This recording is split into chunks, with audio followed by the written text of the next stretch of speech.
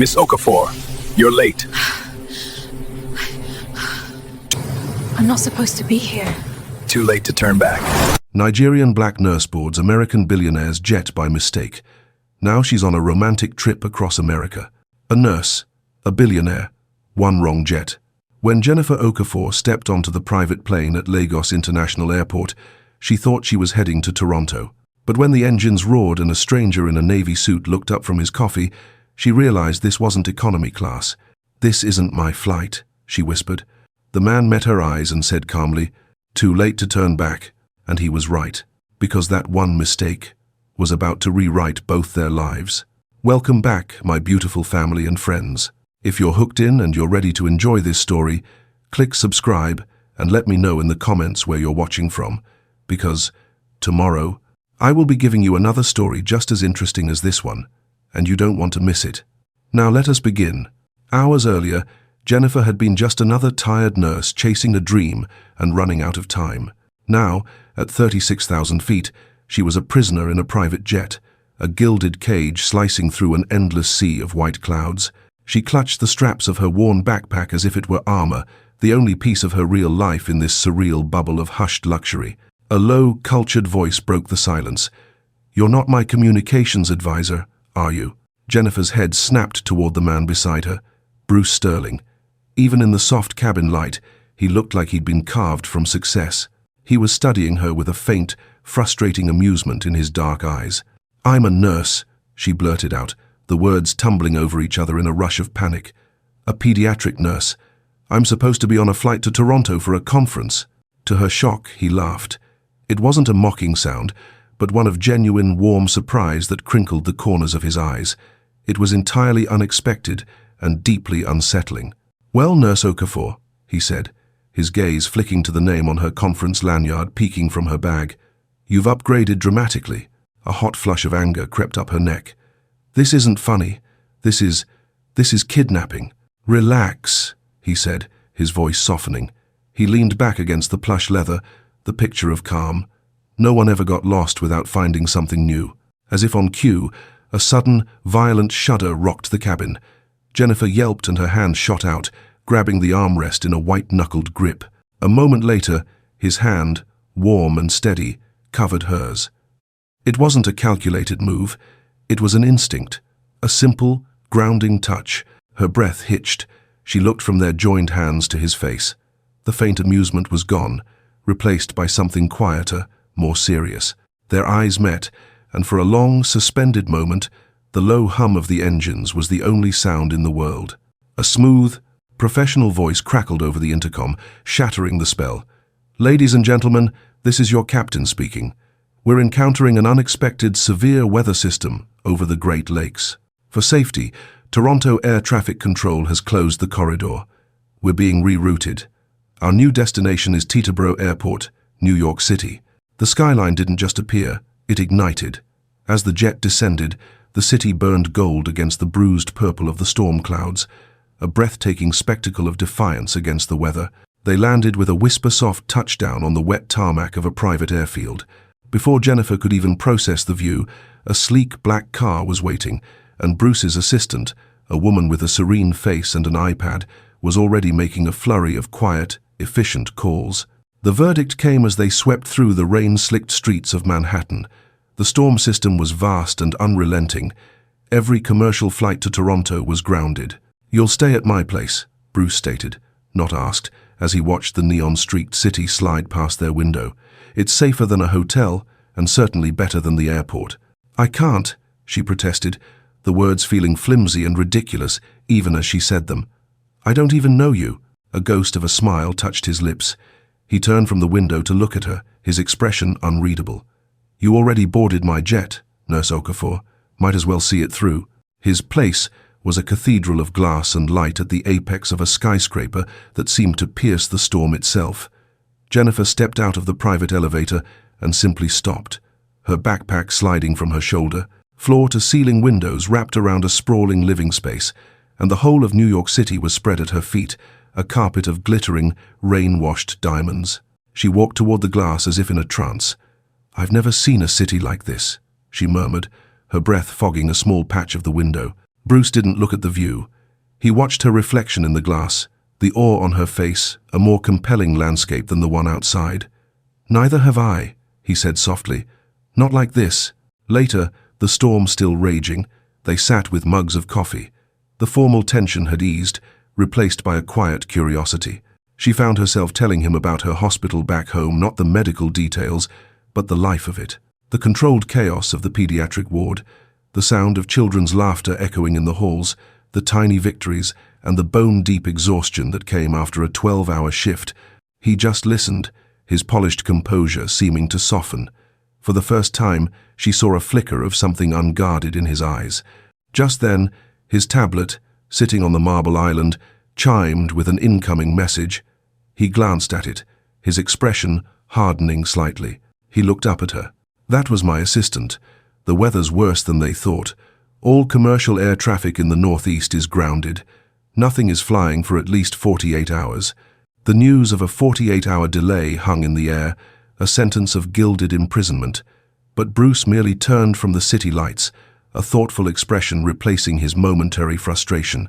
"If you can't leave yet," he said, his voice a low murmur against the drumming rain, "then perhaps it's time you actually saw America." Jennifer blinked, thrown by the sudden shift. "See it?" A slow smile spread across his face, the kind that promised adventure and disregarded all logistics. From above. The next morning, the storm had become a memory chasing them eastward. They were airborne again, but this time with no destination other than the journey itself. The rigid grid of New York melted into the patchwork quilt of the heartland. They watched the broad shoulders of Chicago rise from the shores of Lake Michigan and later the raw, jagged peaks of the Rockies clawing at an impossibly blue sky. The world unfolded beneath them, a vast, breathtaking map of a country she had only ever known from the ground. And somewhere over the endless plains, a genuine, unburdened laugh escaped Jennifer's lips. It felt foreign and wonderful. Bruce, sitting across from her, didn't comment. He just watched her, his gaze quiet and intense, as if he were memorizing the sound. He ordered the pilot to descend in Colorado. When the jet door opened, it was not onto tarmac, but a private ranch where the air was crisp and smelled of pine. Soft, fat snowflakes drifted down from a pearl-grey sky, one melting instantly on her dark hair. "You ever seen snow before?" Bruce asked, standing close beside her. "Only in pictures," she confessed, her voice a whisper of awe as she reached out a hand to catch a flake. He smiled, a genuine, unguarded expression that transformed his face. Then, "Welcome to one." That night, they sat outside wrapped in thick wool blankets, watching as the clear, frigid sky came alive. Pale green and violet ribbons of the aurora danced silently above them, a celestial ballet in the profound quiet of the mountains. Under its ethereal light, he turned to her. "What do you dream about, Jennifer?" he asked, his voice barely disturbing the stillness. She thought of the frantic pace of the hospital, the endless worry, the dream of Toronto that now felt a lifetime away. She met his searching gaze. Peace. The word, so small and yet so vast, hung in the starlit air, and it lingered in his mind long after she finally drifted to sleep in a deep armchair beside the crackling fire, a quiet revelation in the heart of the Billionaire's scenic route. The word peace had echoed in the mountain quiet, but the days that followed were a symphony of places and moments. Their strange, suspended journey developed its own rhythm, a pulse of wonder that beat between takeoffs and landings. The 48-hour delay stretched into a timeless excursion. In the neon-drenched fantasy of Las Vegas, Jennifer, giddy with the sheer absurdity of it all, coaxed a reluctant Bruce onto a pulsing dance floor. He moved with a stiff, formal grace, but the corner of his mouth was turned up in a smile he couldn't quite suppress. In the misty grey of Seattle, the mood shifted. Overlooking the rain-swept waters of Puget Sound, they talked about grief. "My wife died," he confided, his voice low, stripped of its usual command as he stared at the churning water below. "A sudden heart attack. I was in Berlin, closing a deal. I wasn't there." He finally looked at her, his eyes holding a decade of carefully managed pain. "I built this entire empire so I would never feel that powerless again." Jennifer's eyes, which had seen so much pain in sterile hospital rooms, softened with a familiar understanding. She didn't offer empty platitudes. Instead, she said gently, You can't build a fortress around a wound. You can't heal by controlling everything. For a man who could buy silence and command obedience, her simple, unvarnished honesty was a sound he couldn't ignore. It hit him with more force than any boardroom truth. And so their exchange continued. She taught him laughter, unplanned and unrestrained. He, in turn, gave her the one thing she craved: stillness. The quiet hum of the jet became a sanctuary, a place free from the frantic beeping of heart monitors and the pressure of a life running on a timer. They were somewhere over the sleeping heartland, the cabin dark save for the distant galaxy of lights on the ground below.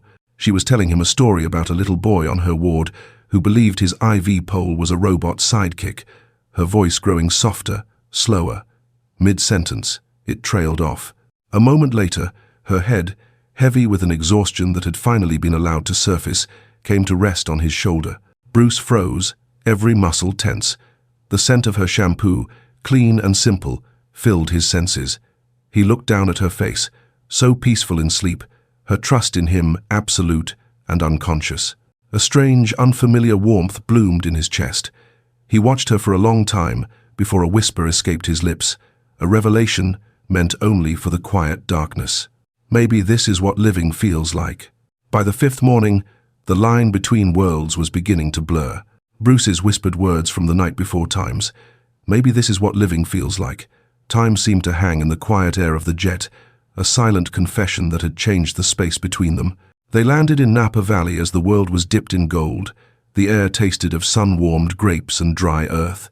Standing on a terrace overlooking rows of vines that stretched to the horizon, they shared a glass of wine as the sunset bled crimson and orange across the sky.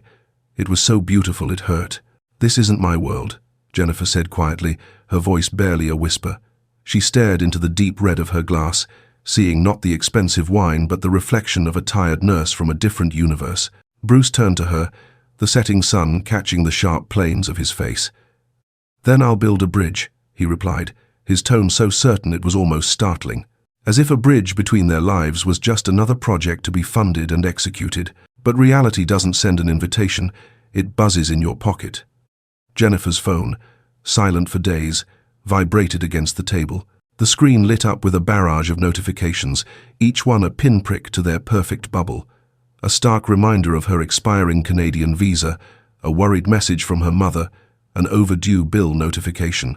The beautiful vista receded, becoming a flat backdrop to the sudden, crushing weight of her real life. The dream was over. "I have to go," she said, her voice soft with a finality that brooked no argument. "I can't stay." Bruce looked at her, his expression torn between the man who could solve any problem and the man who was just now learning what it felt like to be alive. "The conference is over, but your visa is still valid for a few more days. Let me at least help you get there." She shook her head, a deep ache settling in her chest. "I can't take more from you," she whispered, finally meeting his gaze. The imbalance was too great, the debt too profound. "You've given me enough." A heavy silence fell between them, thick with everything unsaid. He reached across the small space, his fingers brushing the back of her hand. The touch was electric, grounding. "Then promise me one thing," he said, his voice low and earnest, his eyes holding hers captive. "That you won't spend your whole life waiting to feel alive." The promise hung between them, a fragile, shimmering thing. Goodbye came with the dawn. The jet hummed quietly on a private runway in Los Angeles, a silver beast waiting to carry them apart. The world outside was washed in the pale, hazy light of a new day. Jennifer stood in the open doorway, her worn backpack slung over her shoulder once more. She was the same woman who had boarded by mistake, yet she felt entirely remade. "Thank you," she said, and was mortified to hear her own voice tremble. For the flight, for the snow, for seeing her own capacity for laughter again. Bruce stood before her, his hands in his pockets, a posture of forced casualness that didn't fool her for a second. He managed to smile, but it didn't reach his eyes. "Don't thank me yet," he said, his voice a low rasp. "One day, when you look back, you'll realize this wasn't a mistake." A soft, genuine laugh escaped her. It was a sound he'd come to know well. "I already have," she replied, and the truth of it settled warmly in her chest. He pulled his hand from his pocket, revealing a small, black, velvet box. He pressed it into her palm. "For courage," he said simply. Her fingers fumbled with the lid. Inside, nestled on a bed of satin, was a delicate silver pendant shaped like a pair of wings, intricate and light. It was a piece of the sky, a memory of their impossible journey.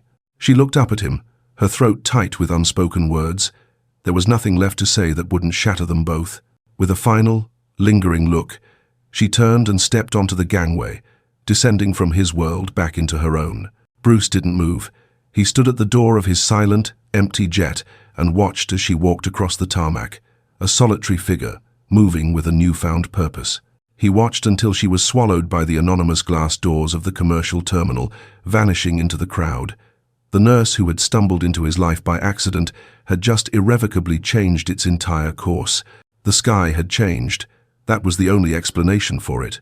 Back in Canada, Jennifer threw herself into her new position at a bustling Toronto hospital. The work was demanding, the hours long it was, the life she had planned, the dream she had chased, but something essential had shifted within her. She found herself humming while taking a patient's vitals. A genuine smile was never far from her lips, an unconscious warmth that even the children on her ward noticed, their parents remarking on her gentle cheerfulness. It was him. It was their impossible week, suspended between clouds and continents. Every time her fingers brushed against the cool metal of the silver pendant hidden beneath her scrubs, she would remember. Not just the sights, but his promise. She'd rephrased his words into a mantra of her own. Asterisk, don't run from happiness just because it's not what you planned.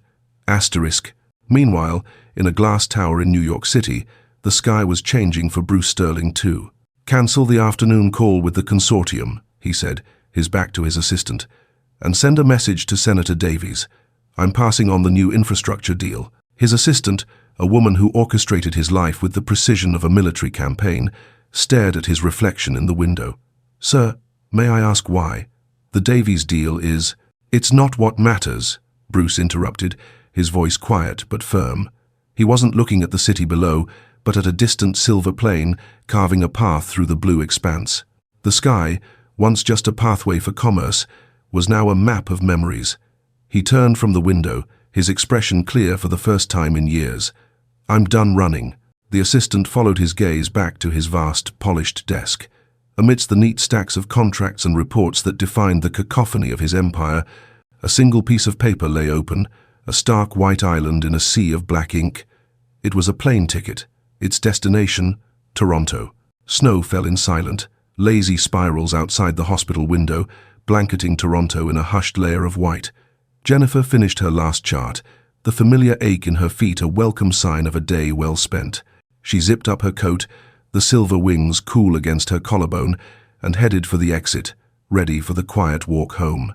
A voice stopped her, calm and unmistakable, cutting through the low hum of the hospital lobby. Excuse me, Nurse Okafor? She froze, her heart stumbling over a beat. Slowly, she turned. Bruce Sterling stood there, a world away from his natural habitat of boardrooms and private jets. His suit was immaculate, a stark contrast to the sterile, functional surroundings, and in his hand he held a single, perfect, white rose. I came to return something, he said, his eyes finding hers across the space. Her brow furrowed in confusion. What? My piece, he answered, taking a step closer. I think you took it with you. A laugh, fragile and laced with disbelief, broke from her lips, quickly turning into a rush of tears she couldn't contain. You shouldn't be here. I told you I'd build a bridge, he said, his voice soft, closing the final few feet between them. Turns out, it was just a flight away. He gently wiped a tear from her cheek with his thumb as they stepped out of the automatic doors and into the magic of the snowy night. Flakes danced in the golden halos of the streetlights, catching in her hair. Two worlds, one of glass towers and another of quiet compassion, collided on a downtown sidewalk, not by mistake this time, but by deliberate, undeniable choice. A plane arced high overhead, its lights blinking as it cut a silent path through the night. Her head came to rest lightly on his shoulder, a perfect, natural fit. Sometimes the wrong flight is the one that takes you home. Thank you for watching to the end. I believe you enjoyed it. We have a lot of other interesting stories like this lined up for you already, so click the image showing on your screen to watch the next. Don't forget to subscribe.